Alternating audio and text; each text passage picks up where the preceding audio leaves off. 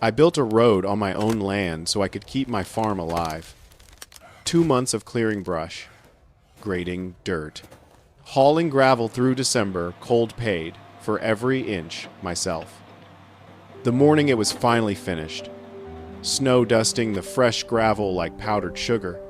The HOA put up a steel gate across it and sent me a bill for $300 a month to use my own road. They thought I'd hook up a chain and tear it down. They were wrong. I didn't destroy the gate. I destroyed everyone behind it legally.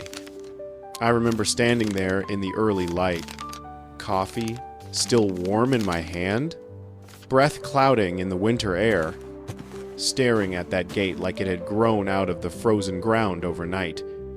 Square steel posts sunk deep into fresh concrete. A keypad bolted on at eye level. A small black camera angled just right, pointed straight at where a man's face would be if he lost his temper. The sign was clean. Too clean? Authorized vehicles only. Road access fee, $300 per month. Managed by Access Management, LLC. No county seal. No official HOA letterhead. Just a generic company name demanding my money. That was the first thing that didn't sit right with me. This wasn't a warning. It wasn't a notice. It was an invoice. I'd spent weeks fighting rocks and roots and winter frost to bring that road back to life. Coming home with dirt frozen in my hair, hands shaking from the vibration of machinery, back aching in ways you don't complain about because the work matters. It wasn't just a road. It was a lifeline. The day before, I'd driven it for the first time slow, careful, gravel crunching under the tires, snow beginning to fall. No detours, no signs telling me where I could or couldn't go. It was open. It was quiet. It was mine. And now, there it was, a lock on my work, a price tag on my freedom. I could already hear what people would say. I didn't even need the comments yet. It's your land. Tear it down. No one gets to block your road. I'd have that gate gone in 5 minutes. They weren't wrong about one thing. I had the equipment. I had the strength. I had the right. But what they didn't see, what that gate told me the second I looked at it, was that this wasn't about stopping me. It was about baiting me. And the moment I understood that, I knew this fight wasn't going to be loud. It was going to be slow. It was going to be quiet. And it was going to end very differently than they expected. People think this story is about a road. It isn't. It's about what happens when someone decides your work matters less than their rules. My name is Daniel Barrett. I work a piece of land in the north part of Pinewood County, right where the tree line breaks and the fields open up. Winter here is serious, the kind that tests fences and machinery and anyone foolish enough to think comfort matters more than work. My family has been on that ground longer than the subdivision signs have been standing, long before trim hedges, covenants, and committees telling grown men how loud their lives are allowed to be. My father worked this land. His father before him. Not because it was easy, and not because it made anyone rich. They worked it because land once you've bled into it long enough stops being property. It becomes responsibility. We never had much in this family. No lake houses. No investment portfolios. No safety nets made of paper promises. What we had was dirt. Dirt we paid taxes on. Dirt we broke our backs on. Dirt that fed us when nothing else did. That dirt taught me something early. Order isn't something you impose. It's something you grow into. It comes from rhythm, from seasons, from work done the same way for decades. You don't vote it into existence. you earn it. Maplewood Crossing didn't understand that. They liked the idea of living near farmland, the view, the quiet, the postcard version. But they didn't like the dust, the diesel, the hours. They wanted the land frozen in time like scenery behind glass. At first, I stayed out of their way. I drove slow through the neighborhood. I waved. I smiled. I kept my head down.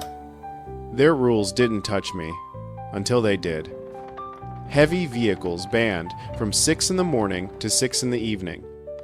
The exact hours a farm operates? Permits required for excessive traffic. Fines for dust. Complaints. Warnings for noise that wasn't noise at all, just work. They dressed it up as safety, community harmony, quality of life. But crops don't care about HOA calendars. Livestock don't understand board meetings. And buyers don't wait around while you negotiate permission to do your job. I tried to adjust. I scheduled deliveries at dawn and dusk. I ran trucks in the dark, headlights cutting through December fog. I planned my days around rules written by people who'd never hauled feed or fixed a fence in frozen rain. It didn't matter. One missed delivery turned into 2. 2 turned into a canceled contract. A buyer my father had worked with for 20 years called me and said he couldn't keep waiting. Not angry, just practical. He had his own margins to protect. That's how it happens. Not all at once, not dramatically, just enough pressure applied long enough until a man starts slipping. I remember sitting at my kitchen table late one night, snow tapping against the window, invoices spread out, coffee gone cold. The numbers didn't bend. They didn't care how hard I worked or how long my family had been there. I thought about my father, about what he'd say if he saw me asking permission to reach my own barn. I could picture it, the slow shake of his head. Not angry, just disappointed. That was the moment I understood something I hadn't wanted to admit. This wasn't about rules. It wasn't about safety. And it sure as hell wasn't about community. It was about control, about whether a man who worked his land still had the right to reach it on his own terms. About whether legacy meant anything once a committee decided it didn't fit the view. And once you understand that, you stop looking for compromises. You stop hoping things will improve. You stop believing the next meeting will fix it. You start looking for another way in. That was when I remembered the old road. The old road wasn't something I found on a map right away. It came back to me the way most truths do, quietly. When you finally stop lying to yourself. I was parked outside the HOA office one morning, engine idling, exhaust steaming in the December cold, waiting to go inside and ask permission to keep doing the same work my family had done for generations. I remember looking at the building's glass doors, the little sign with office hours neatly printed, and thinking how strange it was that my livelihood depended on whether a room full of people liked the sound of my truck. That's when I remembered the back pasture. Behind the far fence line, past the stand of cottonwoods dusted white with snow, there was a strip of land no one ever talked about. Overgrown. Forgotten. A tangle of brush and saplings most folks treated like the edge of the world. When I was a kid, my father used to point that way and say, almost to himself, "Used to be a service road back there. County ran it before the highway went in." At the time, it hadn't meant anything to me. Roads come and go. Kids don't think about access. They just assume it will always be there. But sitting in that truck, staring at a door I didn't want to walk through, the memory landed differently. I turned the engine off. Didn't go inside. Just sat there a moment longer, hands on the wheel, and made a decision I hadn't known I was ready to make. I drove home and pulled out every map I had county plat, old surveys, yellowed PDFs pulled from an online archive that looked like it hadn't been updated since dial-up. It took hours to find it. Even longer, to be sure. But there it was, a thin, barely visible line labeled unmaintained public RIGHTOFWAY. Part of it cut straight through my property, the rest traced along the edge, untouched for decades. It wasn't a loophole. It wasn't clever. It was simply something everyone else had forgotten. I called my daughter that night. Emily. She's studying civil engineering at the community college in town. Smart kid.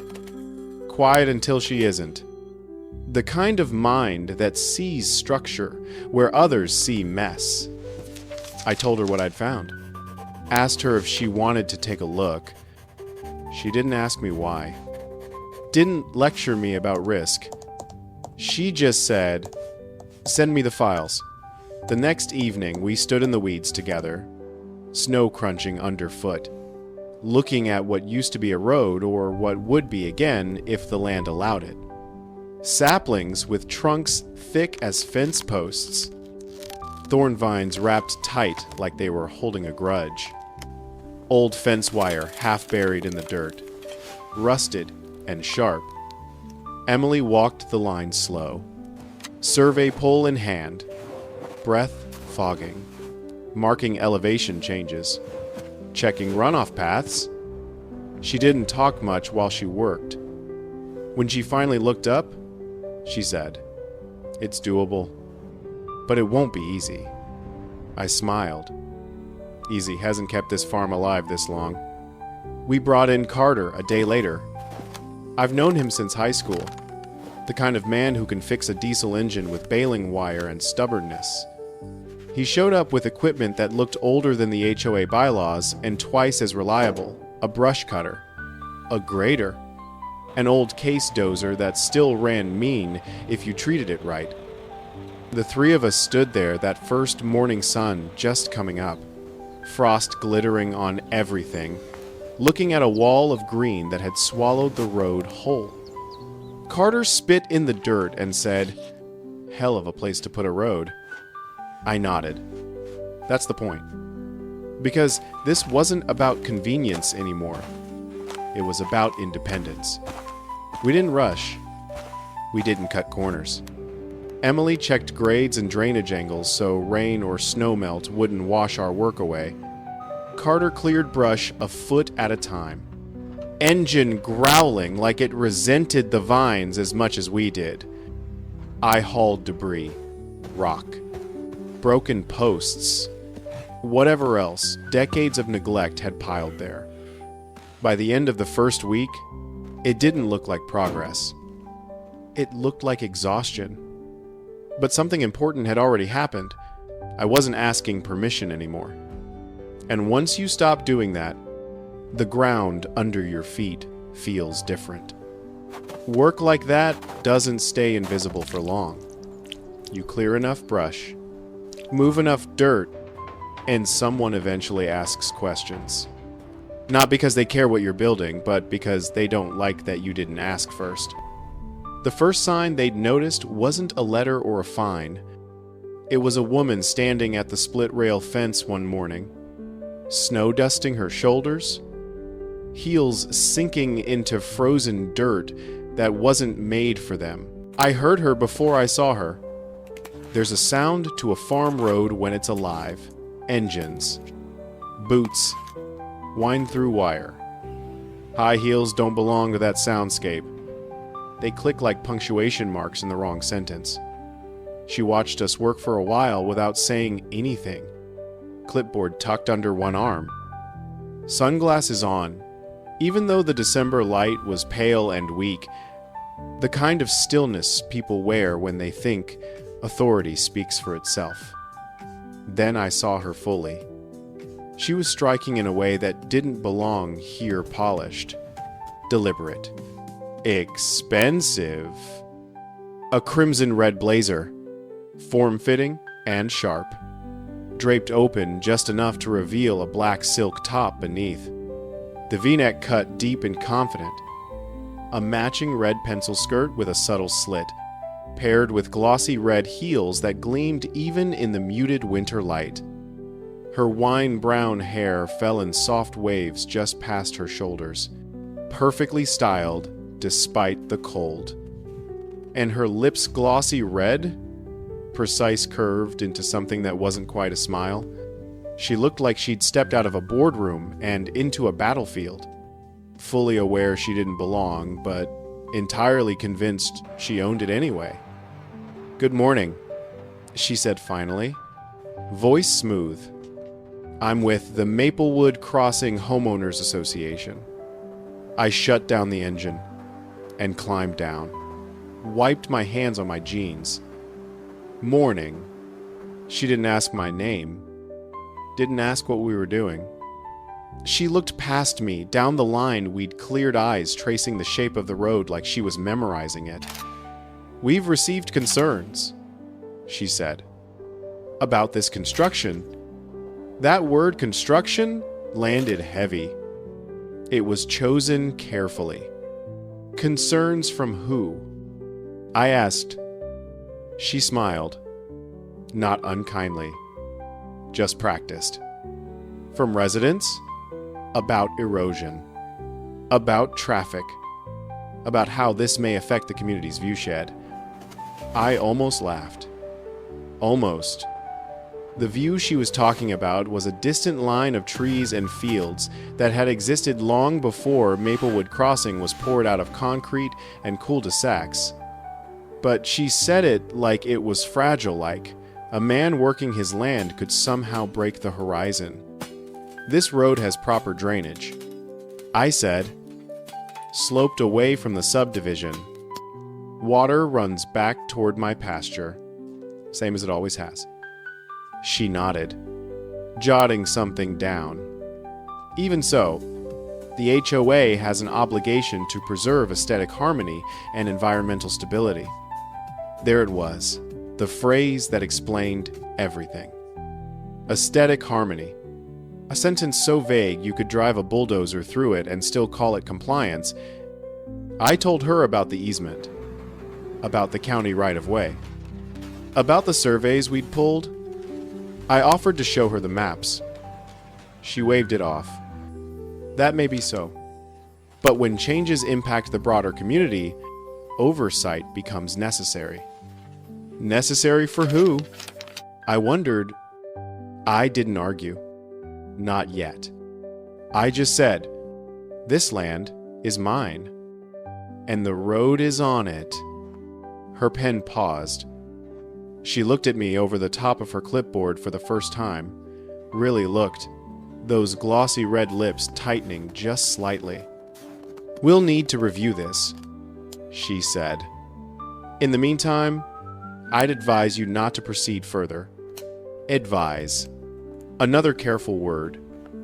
She left the same way she came. Red heels clicking out of rhythm with the place. That crimson blazer, a bright slash of color against the snow. Carter watched her go, then looked at me. That wasn't about dirt.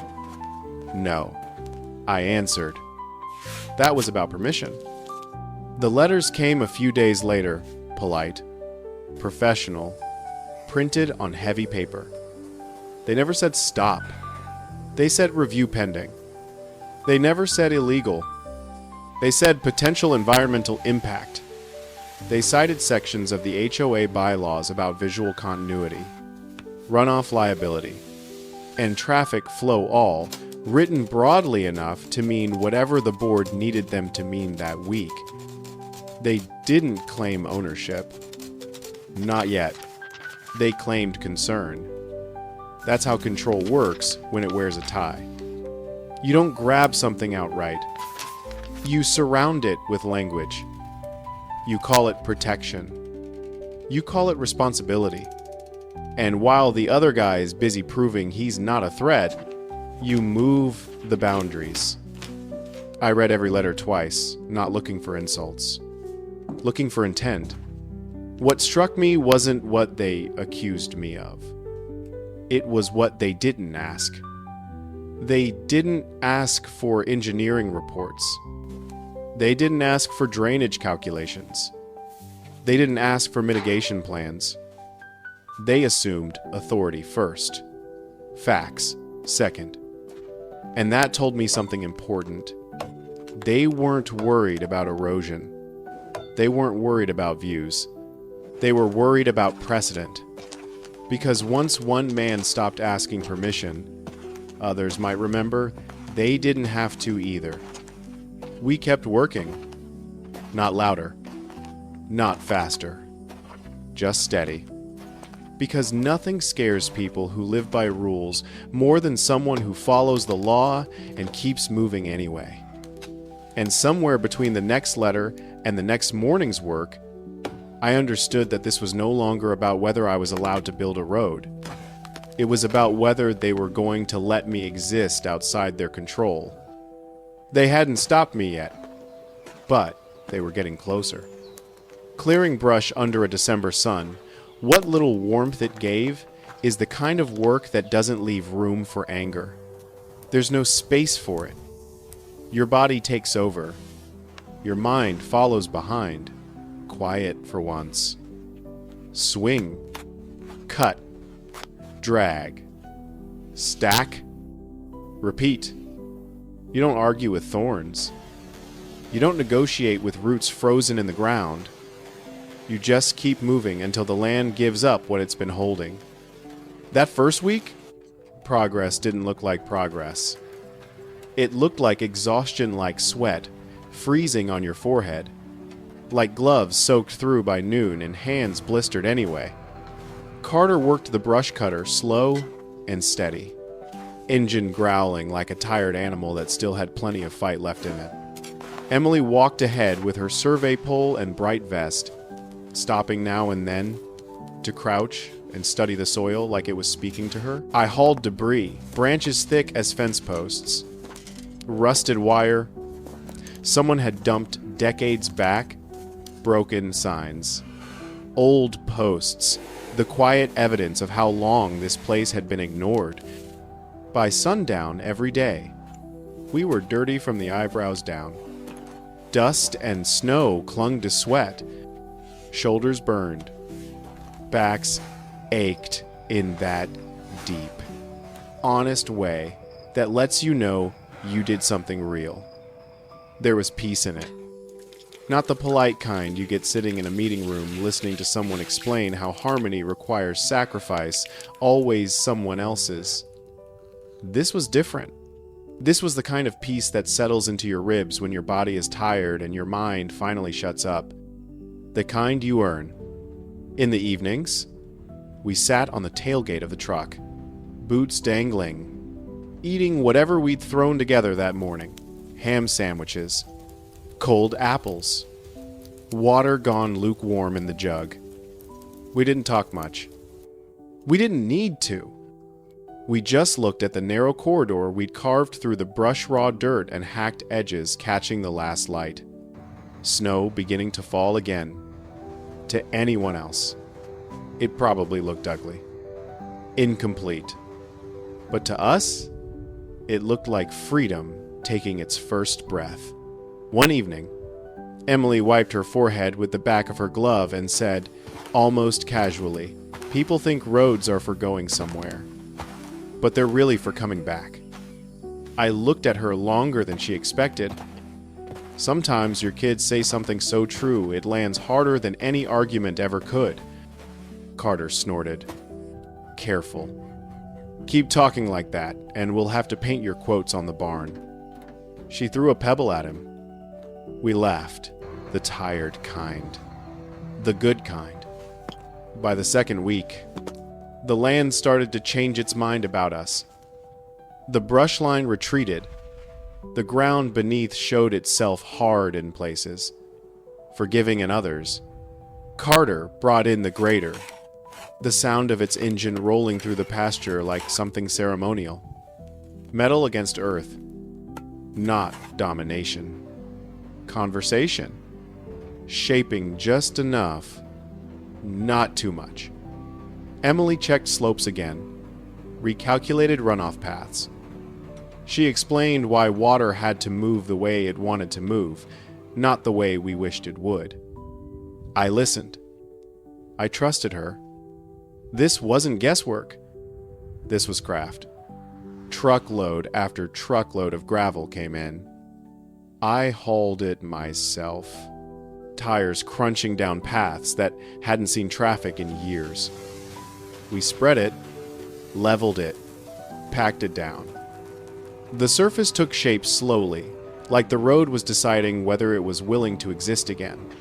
And then one morning, we stood there and realized it already did. A lane of fresh gravel ran between the fence line and the tree shadows, silver gray against the white snow. Not pretty, not polished, but solid, honest, real. I remember the exact moment the road became more than a project. I eased the old Chevy out of the barn and rolled onto the gravel. Snow crunching beneath. No speed, just enough throttle to feel the tires settle. The sound was unmistakable. Crunch, crunch, crunch. Each stone shifting into place like it had been waiting. No speed bumps. No cameras.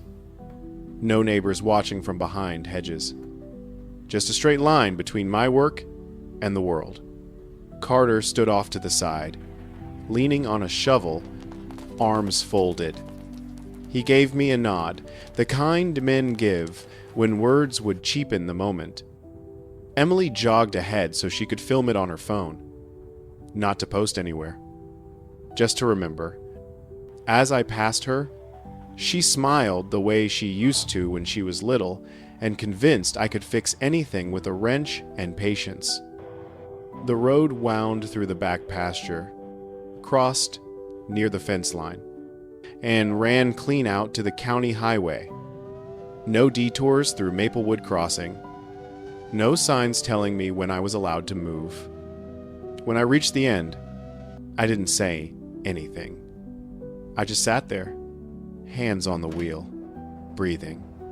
Something loosened in my chest that I hadn't realized had been tight for months. That day, I drove to town in the middle of the afternoon bot feed, picked up parts, dropped off produce, talked to people I hadn't seen in a while because I'd been too busy working around other people's rules. No rushing, no calculating, no planning my life around a clock I didn't control. I came home 2 hours earlier than usual. Emily and Carter were already up on the ridge, sitting on the tailgate, legs dangling, snow falling softly around them. I grabbed a couple of beers and joined them. We watched the sun slide down behind the tree line, the gravel catching the light like river stones. It felt different. Not louder, not dramatic, just steadier like my life had clicked back into alignment. For the first time in a long while, I felt like I was steering again instead of being managed. I thought the hard part was over. I thought the work had been the test. That, once the road existed, once it was real, that would be enough. I didn't know yet that the moment something good takes shape, someone somewhere starts figuring out how to take it from you. But for that evening, just that one, the road was quiet, open, breathing, and it was ours. They didn't come back angry. That would have been honest. They came back with paperwork. It started with an email just after sunrise, the kind that pretends to be helpful while quietly tightening a rope. The subject line read, "Environmental Review Notification. No accusations. No threats. Just a polite reminder that the Homeowners Association had an obligation to assess potential impacts on community welfare. By noon, it was a letter-heavy paper. Clean margins. Language. So careful, it could have been cut with a ruler. The kind of writing that never says no outright, but never lets you say yes either. They cited 3 concerns. First, erosion risk. According to them, the new road altered natural drainage patterns and could redirect runoff toward community properties. Never mind that Emily had calculated every slope and cut every channel to send water back where it had flowed for decades. The claim didn't need to be true. It just needed to sound technical. Second, traffic management. They warned that increased agricultural traffic posed a safety concern for residents. This from people who'd chosen to build a subdivision next to working land and then complained when it worked. They attached photos carefully framed of my truck entering the road. Dust and snow hanging in the air like evidence. Third, viewshed preservation. That one landed differently. According to the bylaws, the HOA was responsible for protecting the visual character of the community, the horizon. The sense of openness, the feeling people paid for when they bought in. As if a gravel road cut low into the earth could somehow scar the sky. I read the letter twice, not for tone, for intent. They weren't calling the road illegal. They weren't calling it unsafe. They were calling it subject to oversight. That word again, oversight. I called the number at the bottom of the page. The woman who answered spoke softly, like she was used to calming people down. She thanked me for my cooperation before I'd agreed to anything. I explained the drainage, the easement, the surveys. I told her the road followed the land the way it always had. She listened. She agreed. She said all the right things. Then she said, "Even so, the board needs time to evaluate mitigation options." Mitigation. Another careful word. What kind of options? I asked. There was a pause. Not long. Just long enough to be intentional. Controlled access? She said. Usage limits. Monitoring. I asked whether the HOA had jurisdiction over the road. She didn't answer directly. When changes affect the broader community, she said, authority becomes shared. Shared with whom? I wondered. The next day, 2 men in khaki shirts and clipboards showed up near the fence line. Not inspectors. Not officials. Consultants. They took photos, made notes, pointed at patches of ground that had held water long before Maplewood Crossing ever existed. That puddle's been there longer than your bylaws, I said. One of them smiled thinly.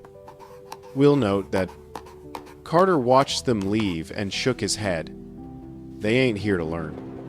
No, I said. They're here to build a story. And the story was simple. A farmer acting alone altered the land in a way that threatened community safety and aesthetics. The HOA, reluctantly but responsibly, stepped in to manage the risk. It sounded reasonable. It looked responsible. And it was just vague enough to fool anyone who didn't live here. What they didn't see from their clipboards was that the road wasn't new. It was old. Older than their rules. We hadn't changed the land. We'd restored it. But restoration doesn't scare people who live by committees. Independence does. Another letter arrived. More pointed this time. The board requested a temporary pause in use while they completed their review. No timeline. No end date. Just temporary. Stretched thin. I didn't stop using the road. Not out of defiance. Out of necessity.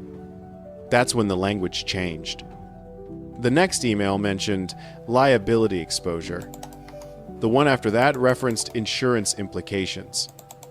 Then came a sentence about potential remedies. Remedies? I stood on the road one evening after the letters stopped coming, gravel cooling under my boots, snow falling softly. The place was quiet again, but it wasn't the same quiet as before. This one felt watched, measured. I realized then they weren't trying to stop the road. They were trying to own it without ever saying the word. They weren't going to argue with me in daylight. They weren't going to fight me on paper. They were going to put something in my way, something heavy, something expensive, something meant to make me choose between compliance and collapse. I didn't know yet what it would look like, but I could feel it coming. It arrived on a Tuesday. I woke up early, coffee in hand, breath steaming in the December cold, planning to run a load of hay to the south barn before the weather turned. Same routine. Same quiet morning. I rolled the Chevy down the gravel road we'd carved back to life. Snow crunching under the tires. Thinking about nothing more complicated than the forecast. Then I rounded the curve near the tree line. I hit the brakes so hard, the coffee sloshed against the dashboard.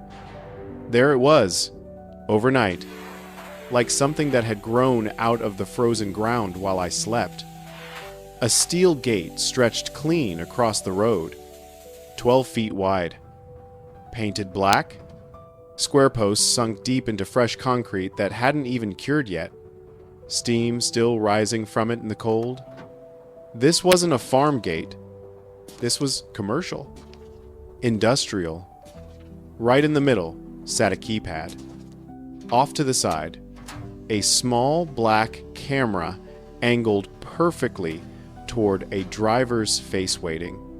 Watching, I climbed out slowly and walked closer, boots crunching in the snow.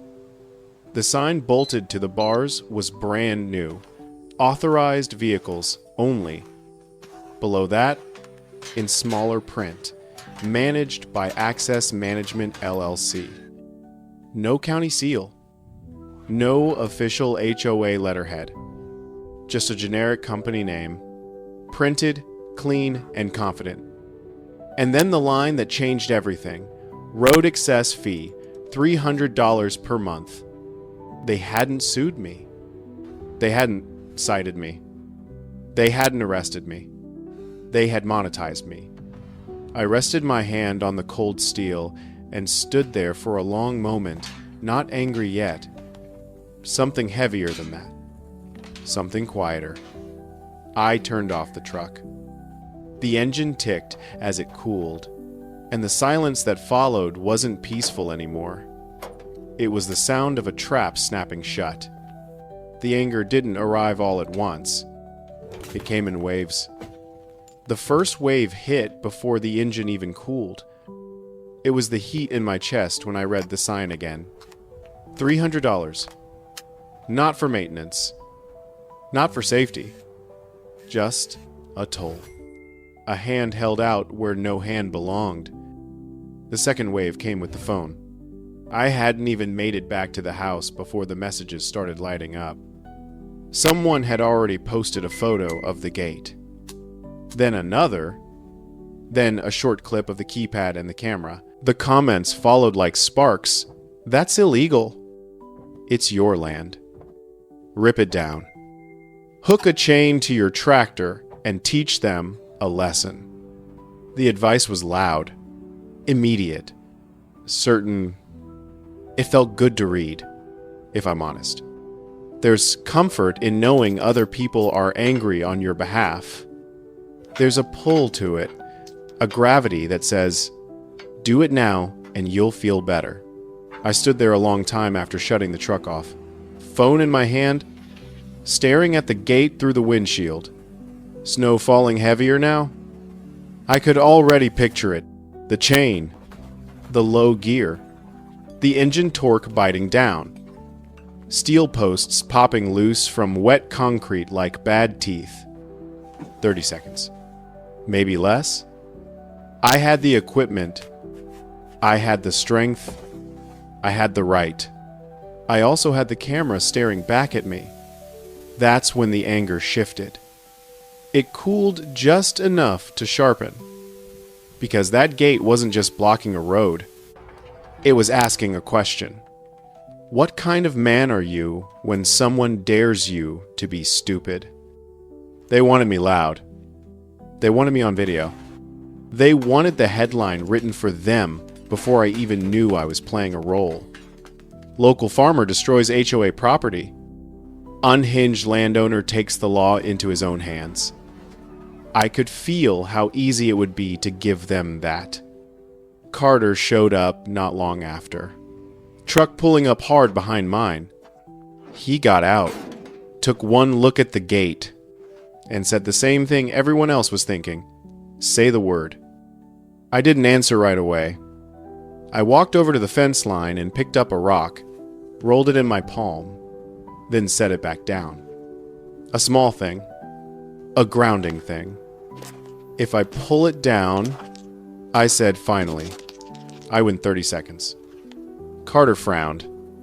And if you don't, I looked at the camera, at the keypad, at the clean lettering on the sign. Then I win everything else. Emily arrived next. She didn't say anything at first. She just stood there, arms crossed, jaw tight, eyes scanning details the way she always did when something mattered. The angle of the camera, the depth of the concrete pour, the way the sign was bolted on, like it had been measured twice. They planned this, she said quietly. I know. They want you mad. I know. She looked at me then. Really looked? So what do we do? That was the moment. Not the gate. Not the fee.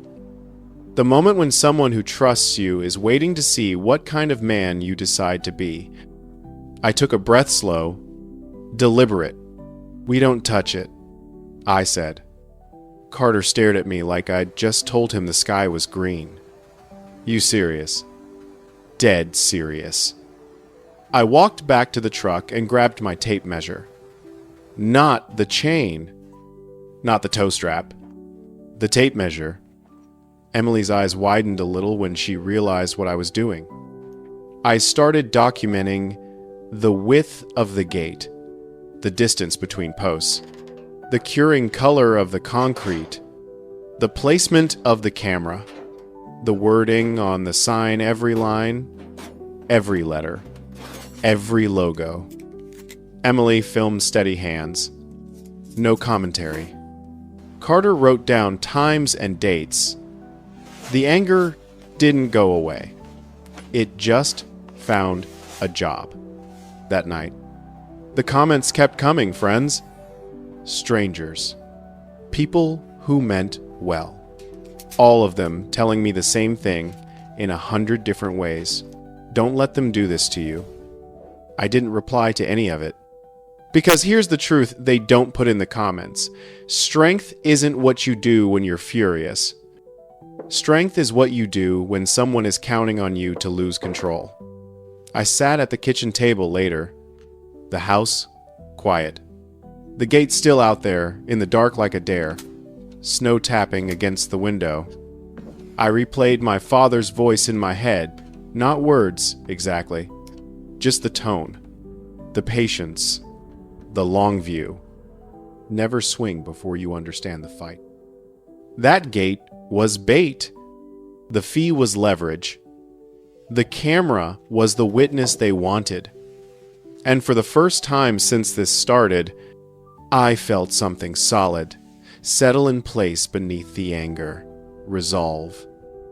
If they wanted a spectacle, they weren't getting it. If they wanted a reaction, they'd have to wait. Because I wasn't going to tear down the gate. I was going to let it stand long enough to prove exactly who put it there and why. And when it finally came down, it wouldn't be because of my tractor. it would be because they'd built it on a lie. The noise didn't start loud. It started sideways. Someone reposted the video Emily had taken of the gate, just a slow pan. No commentary. No music. Steel posts. Fresh concrete. The keypad. The sign. And that line at the bottom?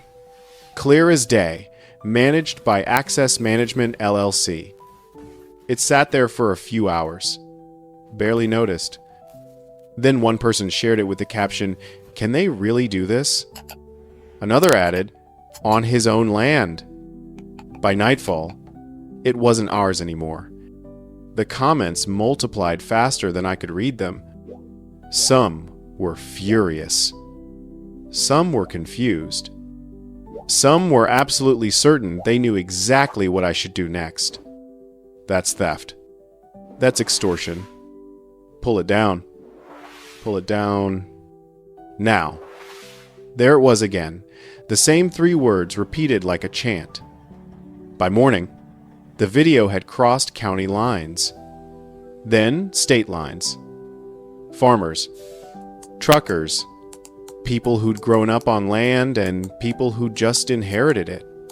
Folks who'd fought zoning boards. Water districts. Developers. They didn't all agree on politics or anything else. But they agreed on one thing. Nobody should have to pay to reach their own property. Local radio picked it up first. A morning host called and left a message on my phone, cheerful and hungry. "We'd love to have you on to tell your side." A local reporter emailed asking for a statement. Someone tagged the county office in the comments, demanding answers. I ignored all of it. That wasn't arrogance. It was discipline. The moment you start talking, you start shaping a story you don't control anymore. And I knew exactly what story they wanted. Angry farmer versus responsible community leaders. Sound bites. Raised voices. A clip they could pause on my face and say, "See." So, I stayed quiet. Inside Maplewood Crossing. The mood shifted fast. Emily showed me screenshots from the HOA Facebook group. Posts went up, then disappeared. Comments locked. Someone wrote, "This makes us look bad." Someone else replied, "He's trying to get attention." Another asked the wrong question out loud. "Why is a private company collecting fees?" That one didn't stay up long. People started messaging privately, instead, short notes. Careful ones. "I don't agree with the gate." "I didn't vote for this." "Something feels off." None of them wanted their names attached. Not yet. The pressure didn't just come from the internet. It came from town. The feed store owner asked me what was going on while he rang me up. Snow melting off my boots onto the floor. The co-op manager said he'd heard something about a gate. A guy I'd known for years pulled me aside and said, "You should be careful. They're saying you're difficult. Difficult. That's what they call you when you don't do what you're told, and they can't quite say why."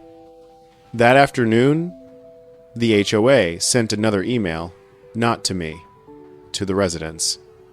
Framed as reassurance, temporary measures, safety review, third-party management. They never mentioned the fee amount. They never mentioned who owned the company managing the gate.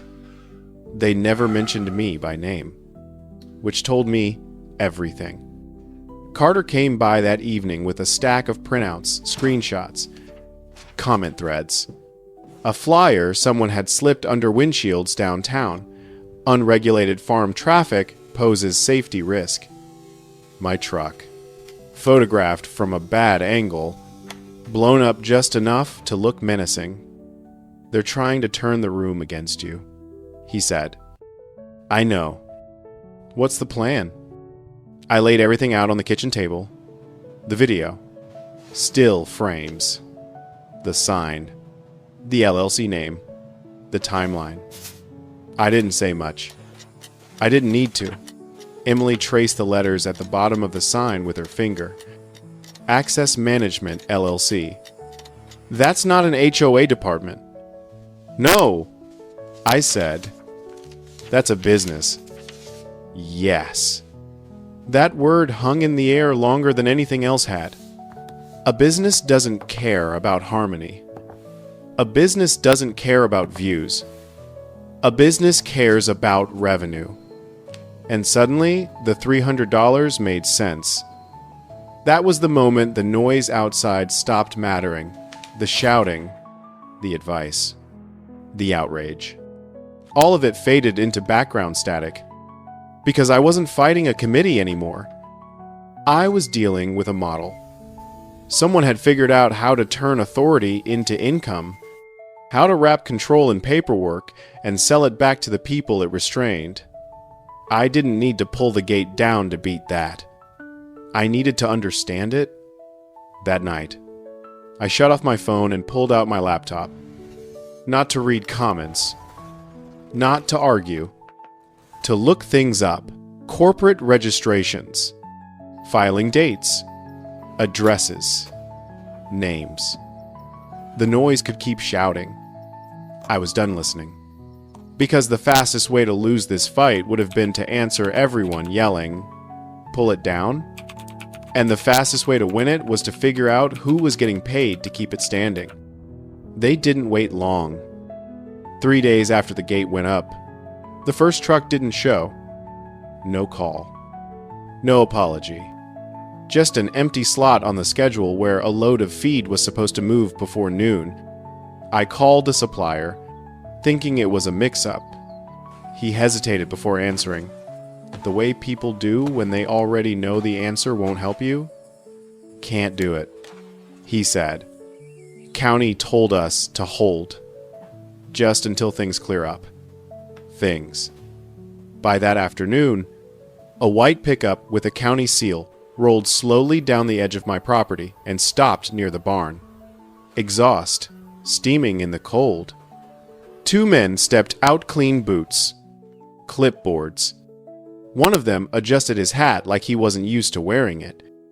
They were polite, careful, almost apologetic. We've received multiple reports. The taller one said. Possible environmental concerns. Drainage. Sediment. I nodded. From who? He didn't answer that. He didn't have to. They walked the road. Took photos. Pointed at runoff channels Emily had cut weeks earlier. One of them crouched near a shallow ditch and pressed a finger into damp soil as if moisture itself were suspicious. We're issuing a temporary hold. The shorter one said finally. Pending review. How long? I asked.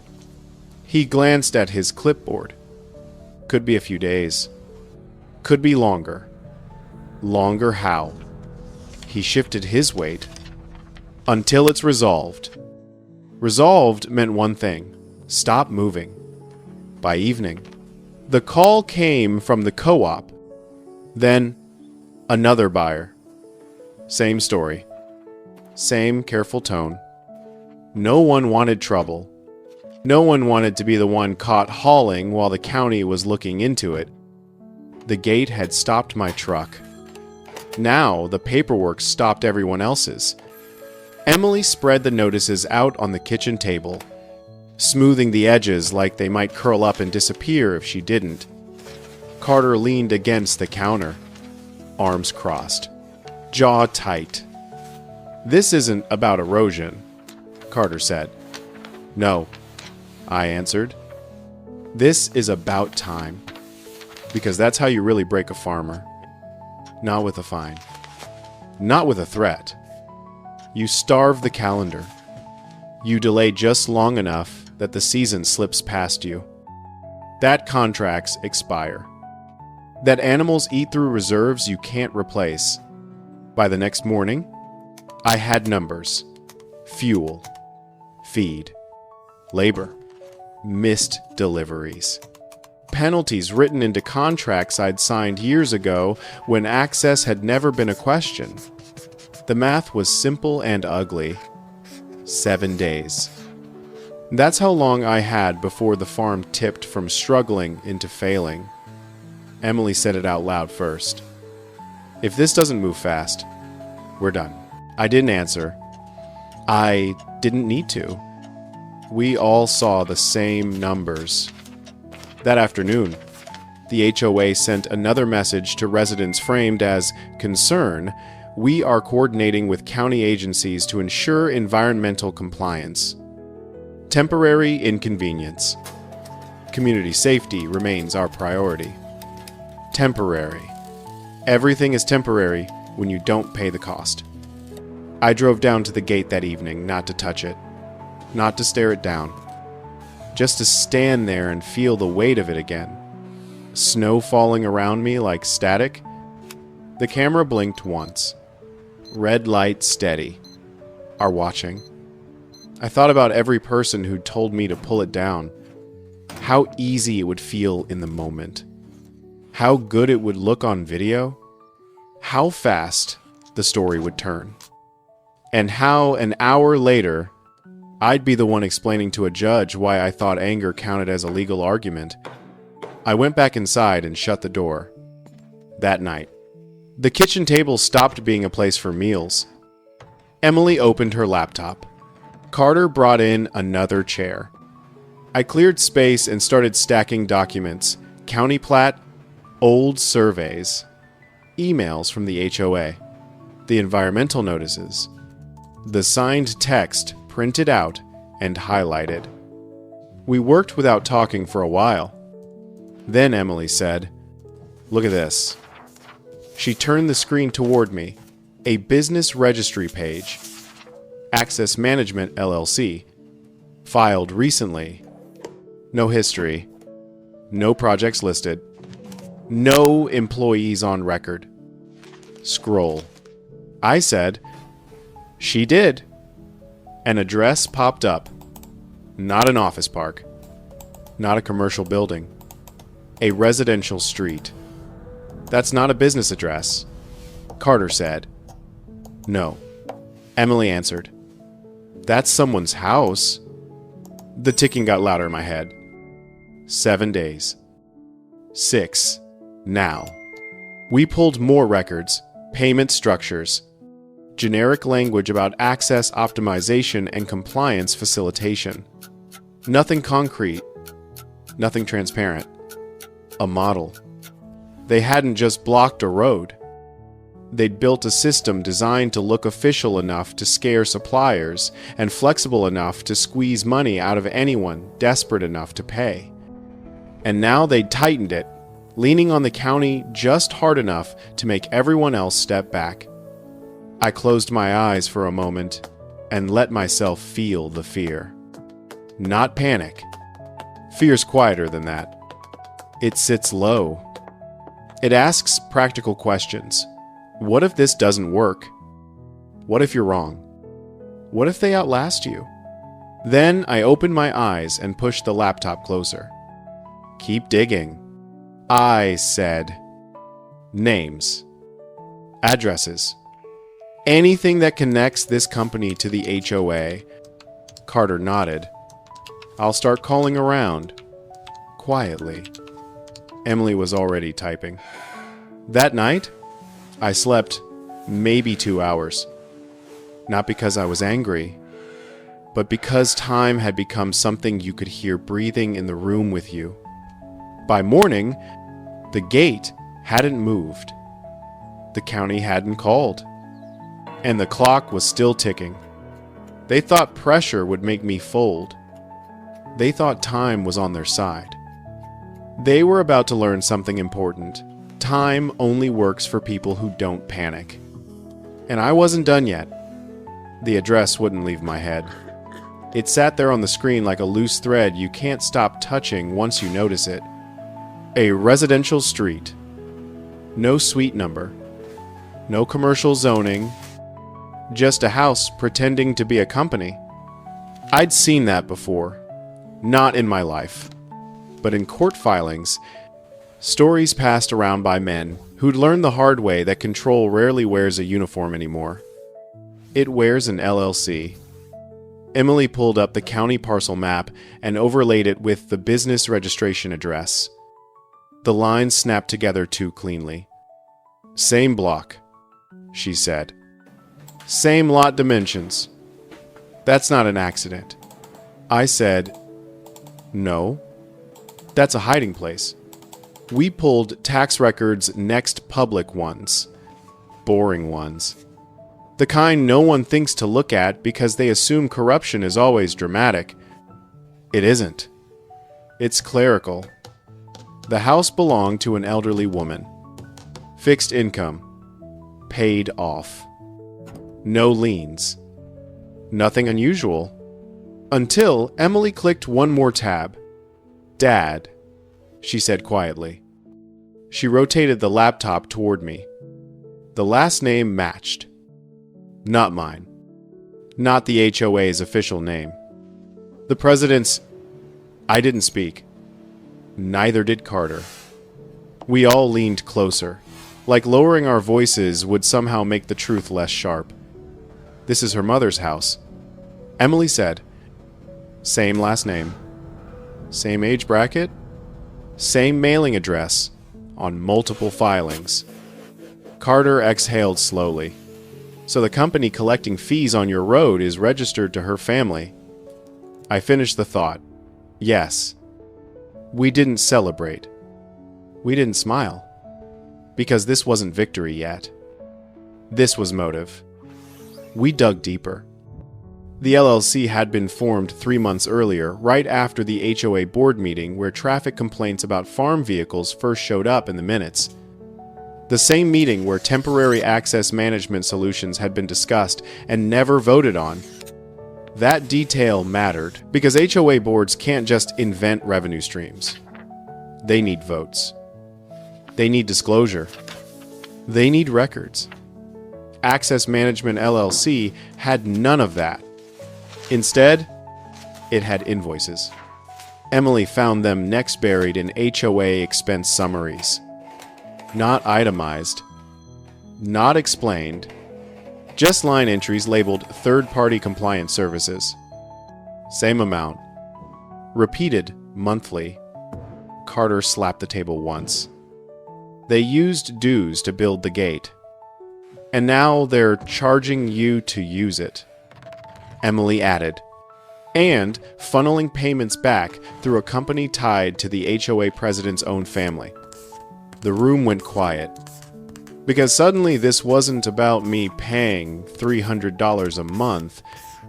It was about them using community money to build a toll booth on land they didn't own, and then funneling payments back through a company tied to the HOA president's own family. That's not oversight. That's a business model. I leaned back in my chair and closed my eyes for a moment. Not to rest. To think. 7 days. I didn't have time to savor this. I had time to move. He did. The ruling came clean and sharp. The gate was to be removed within 72 hours. The HOA was barred from asserting jurisdiction over the roadway. Damages for restricted agricultural operations would be awarded. A formal inquiry into financial misconduct would proceed. One strike of the gavel. Final. Outside the courthouse. Cameras waited. Reporters waited. Residents waited. Victoria Sterling exited through a side door 10 minutes later. That crimson blazer still bright, even under gray December skies. Red heels clicking fast on the pavement. She didn't stop. She didn't smile. But for a split second, she looked at me. And in her eyes, I didn't see anger anymore. I saw fear. Because she knew the inquiry wasn't just about the gate. It was about everything. We drove home that afternoon in silence. Snow beginning to fall again. When we reached the road, the gate was still standing. But it was already dead. They didn't announce it. No emails. No apologies. No carefully worded notices pretending this had all been a misunderstanding. The gate didn't come down with speeches or cameras. It came down on a quiet Thursday morning. I was sitting on the porch with a mug of black coffee, the kind that tastes like it came out of a shop-class toolbox, when I heard the engine ease down the road. Not fast. Not timid. Just steady. A county truck.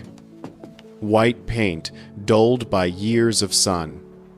A flatbed behind it. Emily stepped out beside me. Carter followed a moment later, hands in his pockets. Hat pulled low. 3 county workers climbed out. No questions. No hesitation. One of them tipped his chin at me. Here for the removal.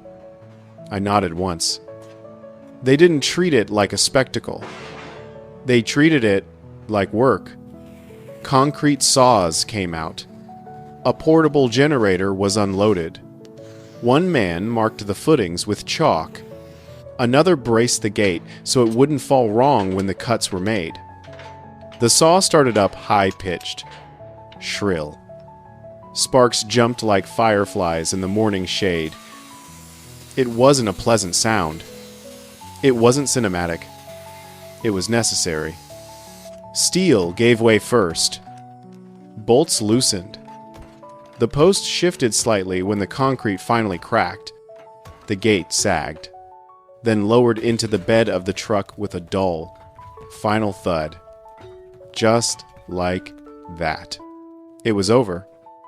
The oldest of the workers wiped his forehead with a bandana and said almost to himself, "Shame it came to this." I looked down the open road. Sunlight running clean along the gravel where the gate had stood. Snow melting in patches. No, I said. It came exactly where it needed to. They packed up without ceremony. The truck rolled away. Dust settled. Silence returned. But this time, it was different. A few minutes later, a sound carried up the road. Diesel. A delivery truck eased forward, the same one that had been turned away weeks earlier. The driver slowed when he saw me standing there, then grinned and lifted a hand off the wheel in a small wave as he rolled past the spot where the gate had been. The road answered him. Gravel shifted. Tires settled. Life moved through. Emily exhaled beside me like she'd been holding her breath for months. Carter let out a quiet laugh. Not loud, just relieved. Freedom doesn't arrive with fireworks.